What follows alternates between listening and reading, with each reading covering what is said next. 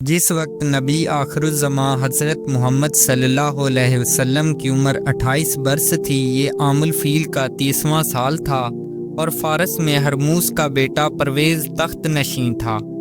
تب مکہ میں ایک ایسا واقعہ رونما ہوتا ہے جو عرب کی تاریخ کا ایک غیر معمولی واقعہ مانا جاتا ہے، یعنی مولا علی علیہ السلام کی کعبہ شریف میں ولادت باسعادت، جسے مورخین نے اپنی کتابوں میں متواتر طور پر ذکر کیا ہے۔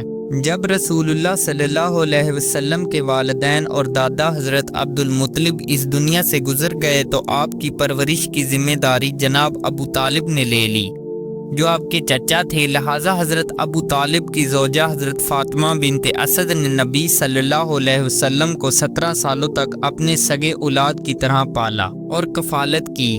آپ نہایت ہی نیک سیرت اور با اخلاق خاتون تھیں، جنہیں محمد صلی اللہ علیہ وسلم اپنی والدہ کا درجہ دیا کرتے تھے۔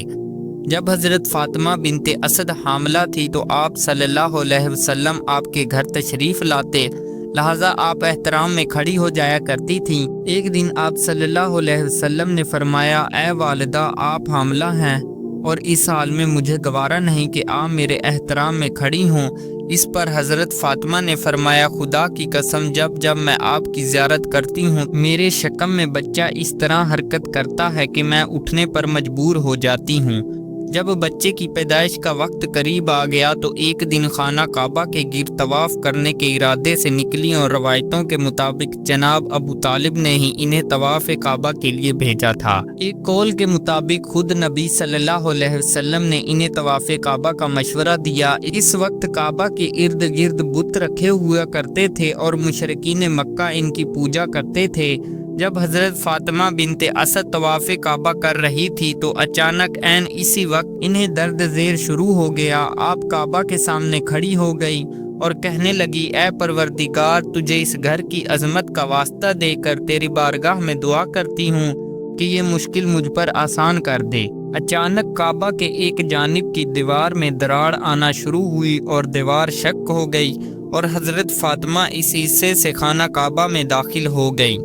یہ منظر دیکھ کر قریش مکہ دنگ رہ گئے اور مکہ کے لوگ کعبے کے ارد گرد جمع ہونے لگے۔ وہ اس اثنا میں منتظر تھے کہ قدرت الہی سے اب کیا ہوتا ہے۔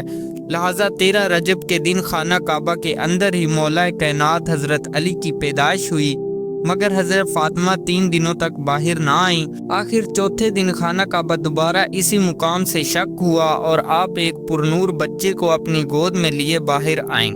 حرم شریف خوشی و مسرت سے جھوم رہا تھا اور لوگ مولود کعبہ کی اس معجزے پر خوشی کا اظہار کر رہے تھے۔ پھر رسول اللہ صلی اللہ علیہ وسلم تشریف لائے اور اس مبارک بچے کو اپنے آغوش میں لیا۔